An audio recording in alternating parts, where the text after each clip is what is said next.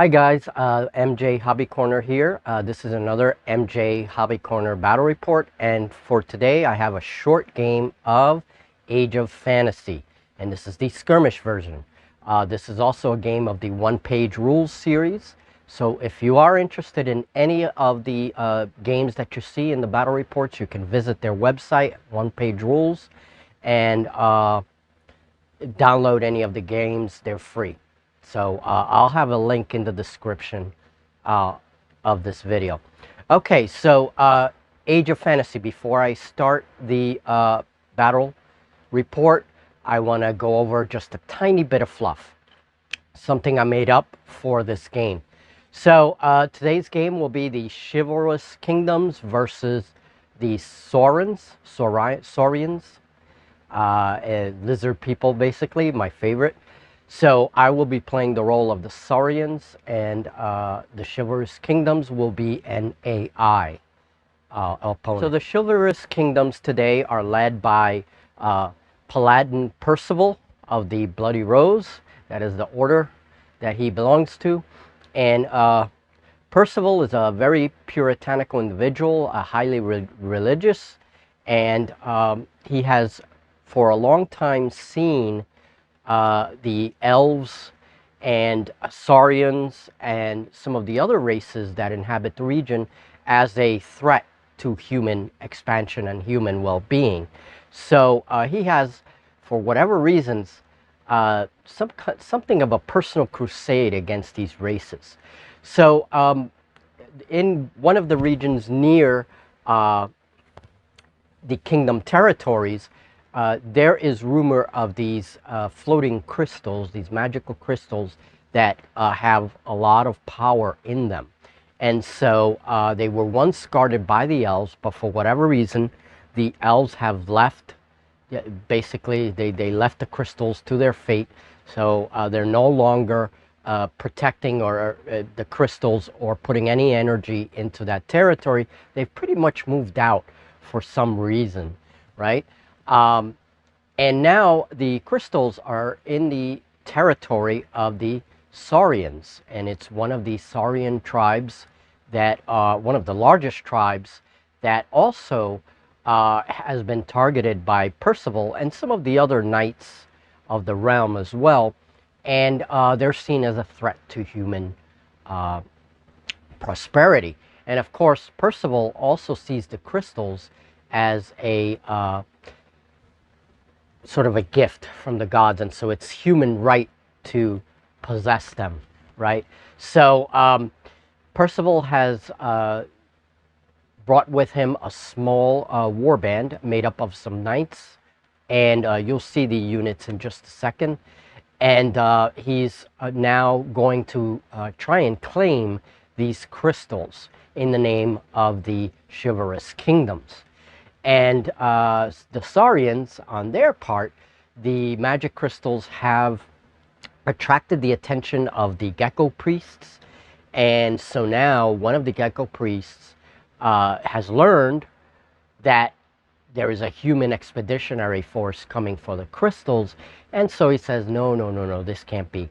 So he has enlisted the help of a famous tyrant called Tyrant Khan, simply Tyrant Khan. And Khan has set up a small warband and now joined the Gecko Priest to fight for the crystals. And primarily because the Saurians, of course, share that animosity against humans. They don't like humans. They see them as invaders. You know, they're always expanding their territories, invading and whatever. So the Saurians are not really happy with humans. They don't really like them very much. So that is the basis for today's attack. So let's go introduce the armies and get on with this game. And we have Percival, the Paladin, and his 4 foot knights. We have a unit of Kingdom archers with 2 heavy cavalry.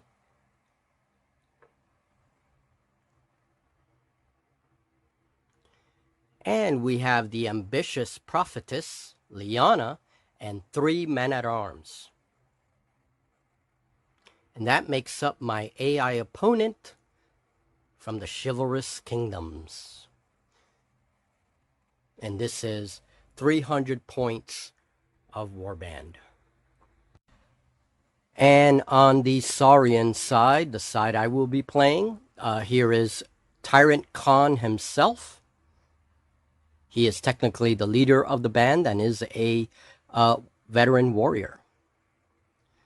We have a Gecko Priest.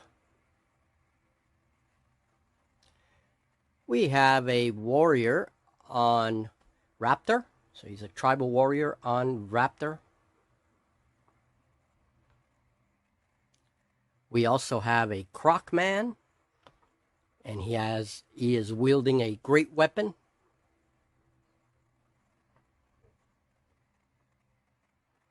And a unit of warrior geckos. I am using frogmen as my geckos. A unit of 2 tribal archers with short bows.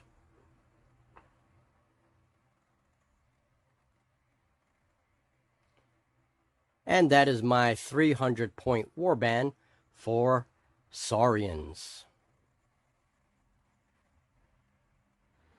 And this is the table that I will be playing on. This is a territory adjacent to the Chivalrous Kingdoms, a borderland territory, mostly wild, and claimed by the Saurians as their turf. Okay, so for my army here, everyone is deployed.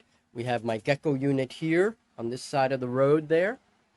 Okay, we have Tyrant Khan here. We have the Gecko Priest. We have the warrior mounted on the Raptor here. Crocman and unit of tribal archers at the very edge of the deployment zone.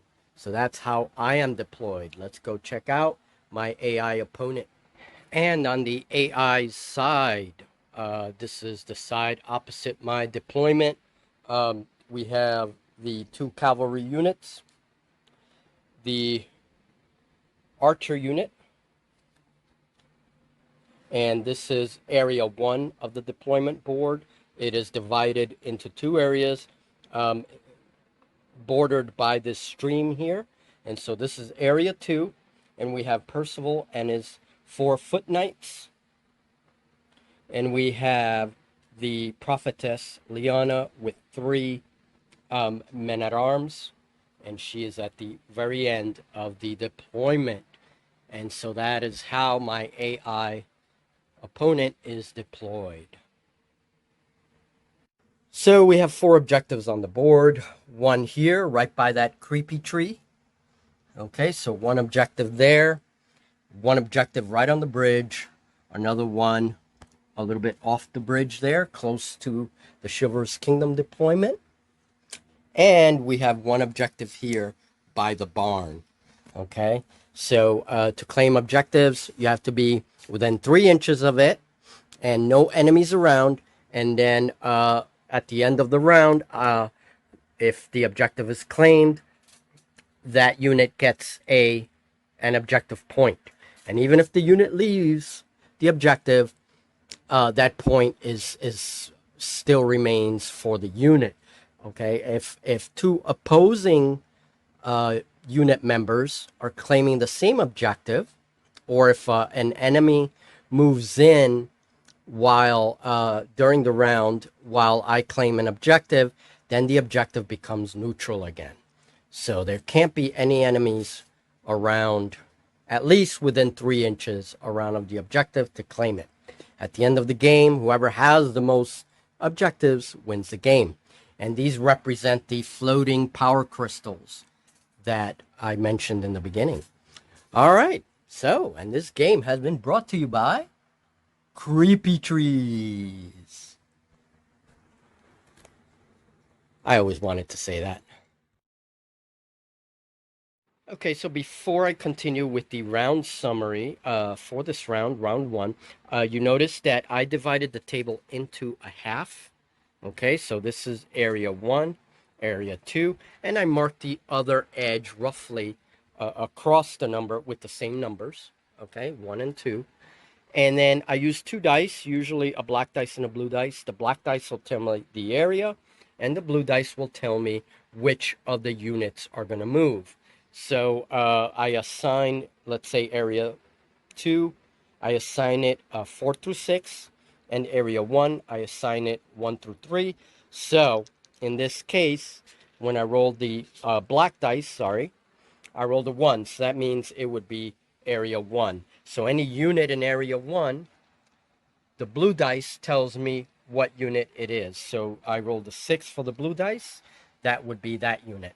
So it's 1 through 3 and then 4 to 6 for the archers. So that's how I dealt with moving the units randomly for the AI. And of course, once one of these units moves, the other one doesn't need a dice assigned to it because it's going to be the next in line once that area comes up. Okay, so that's how I pretty much do it. All right, that was very important. So in round 1, what happened? The cavalry, first of all, the humans won initiative. So they went first, and the human cavalry advanced towards the objective here, which means that they're going to get a point. The archers also advanced towards the objective and then fired at my unit of archers. They missed. My archers moved here. I fired at the cavalry. The cavalry defended, so that was pretty bad. My raptor unit advanced, rushed rather, to the objective there. And then the Paladin unit, they rushed towards the objective, which is by the barn there, and they are within 3 inches of the objective. So Khan rushed over to the objective and denies them that point. So now the objective is neutral. My Gecko Priest move here. And then Liana and her men-at-arms, they rushed towards an objective, and my geckos advanced toward them, but it wasn't enough to do anything. So, points values. Chivalrous Kingdoms has 1 point. 2 points. And I'm going to separate 2 little yellow gems for them. Okay, and that's going to be their points. And then Saurians have 1 point. So 2-1, Chivalrous Kingdom in the lead. And that is the end of round 1, going on round 2. Okay, round 2 summary. And a lot of things happened this round. So I had initiative this round. So Gator decides to charge the cavalry unit, kills one of the cavalrymen, and then stuns the other with the Predator special ability. When you have Predator, if you roll a 6, you get to roll an extra attack. So with that dice, he actually managed to stun the other cavalryman, and that's why he has that wound on him. He also wounded him once. The archers, they advance towards the objective. They fire on the gator, but he defends. They missed. And you will notice that the archers are no longer there. Well, you'll see what happened. So they advanced and shot. Okay. So then my archers actually advanced across the stream, and they fired on the archers that used to be there. And they scored 3 hits because of Predator, and killed one of the archers. So there were 2 left there before that happened. Okay, after that happened, I mean. So the Paladin charged with his unit. His result of because of the choosing of the dice, the random choosing of the dice, the Paladin unit charges into Khan. They all miss except for 1 foot knight. with the heavy weapon. And then I rolled a 6 and defended. So Khan single-handedly defended against all of the knights that attacked him. And then I retaliated when that happened. And unfortunately, Khan did not do any damage on the retaliation. However, on his turn, Khan attacked, and because of his predator ability, he hit. He did more than 4 hits on the unit, and then they failed their defense, so 4 knights went down. Okay, 4 knights went down. He like single-handedly defeated that entire unit. Now the paladin, the 2 heroes are left, and my little gecko wizard here cast a fireball, and I thought it would only be fair that, because they're in melee, they would both have to roll a defense roll. The paladin ended up with 1 damage, and Khan ended up with 2 damage. That little gecko is gonna be toast if Khan gets out of this alive. All right, and then lastly, the reason why you don't see an archer unit here is because my raptor charged in and killed both of the archers. They didn't even get a chance to retaliate. They're just gone. So that predator ability, that if you roll a 6, you get extra hits, it's really good. And then Liana here, she was charged by the geckos. She lost 1 man-at-arms to the gecko charge. She retaliated, but so far, no one has been destroyed. And then she made an attack on the geckos and failed to do any damage. So she's not doing too good there. And my geckos are keeping her from doing any spells. Okay, so this turn, what are the points? This objective, no points. This objective, no points. I get 1 point with this objective. This objective, I get another point because despite the fact that he is here, he is stunned. So he cannot count towards neutralizing that objective. So I get 2 points. And Chivalrous Kingdoms have to do morale tests, because of course they are lower than half the size that they started with. So starting with Liana's unit, she rolls a quality test, and we're going to go with the best quality test of the unit, and I think they're both even.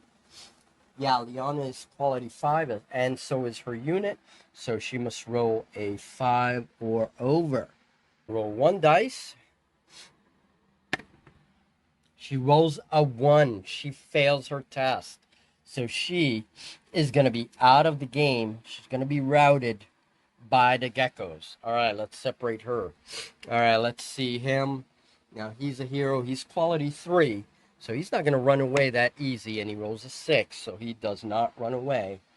And then he automatically fails his morale test. So, but I don't believe that he is routed. Okay, round 2 was a devastating round for the Chivalrous Kingdom. Liana has routed. Okay, this guy, though he fails his morale test, he's going to stay on the board. That's how I'm going to keep it. And I'm just going to play 1 more round, and that's it. Usually these games go for 4 rounds. This is round 3.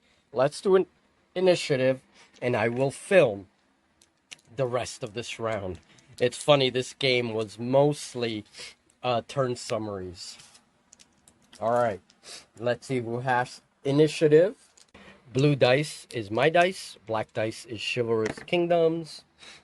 6 and a 3. 6 on the blue dice, so I go. All right. And let's see. All right, well, this guy is stunned, so the obvious next thing will be to move in and attack. So let me see. Gator Man. Okay, so Gator Man has quality 4. He has 3 attacks, AP 3, and he has Predator. So, wow. I'm going to take 3 dice, and Q4. So I need 4s. Let's see. A 5, a 2. Looks like a 1. So 1 hit. That'll be enough. If the rider cannot defend, it'll be enough. And, yeah, that will be that. So it's AP3. So -3. Oh, and yeah, no 6s. Okay. He is defense 4. And he rolls a 3, and 3 minus 3 is 0. He is out. He was already stunned, took another hit, and he is out of the game. Yeah, this is a kind of a slaughter against the humans. All right. It was a bit surprising what happened in round 2. I would have filmed the whole round, but yeah. Okay, so now that was my turn. I now command the entire board. There's only 1 unit left. So I'm gonna just he's gonna attack, and because he's engaged, the AI, I'm just gonna say that he attacks. Okay, so the Paladin attacks. He has 4 dice, right? No, 3 dice. Sorry, for hand weapon. And he hits Khan on 4s. Let's see if he could do something. Ooh, now does he have Predator? He does not. Okay, so he hits with 2 hits. There's nothing else. There's no AP to his weapon, so it's 2 hits. I defend on a 3+, and he is toughness 3. So a 4 and a 3, both defend. So Khan gets to retaliate, and he is going to retaliate. And let's see, he is quality 3. Okay, so this is the first time he is attacking. So he is going to get his quality 3 attack. Okay, and that's 3 dice for Khan. And they are AP1, actually 4 dice, I'm sorry, because he's attack 4. And he is quality 3. And look at that, a 5, 3, and a 4. That's how I've been rolling this whole game. Okay, so I get another extra dice because of Predator. Roll that, and he rolls another hit. That is a total of 5 hits, okay? That is a total of 5 hits. That is crazy. So the Paladin does 4. He's going to need 5 dice. And Paladin is quality, he's defense 3. And toughness 3. He's also fearless, which gives him +1 on morale. But we're not doing that now. And he defends with 3s. So let's see. 1 defended. Oh, look at how miserably he rolled. 4. Oh, well, 2 defended, sorry. 3 get through. 3 get through, and 2 defended. So he has 1 wound already. So that's 4 wounds. And he's going to have to roll on the wound check table. Okay, so I'm just going to put a little dice here with 4 wounds. And he's going to roll on the wound check table, see if he's stunned or if he is knocked out. Okay, so he rolls. So a 5 and 4 is 9. So the Paladin is knocked out. And the entire army has been wiped out. Wow. This is probably the best I've done in any game. Now, at the end of the round, 1 point here, 2 points here, and let me see.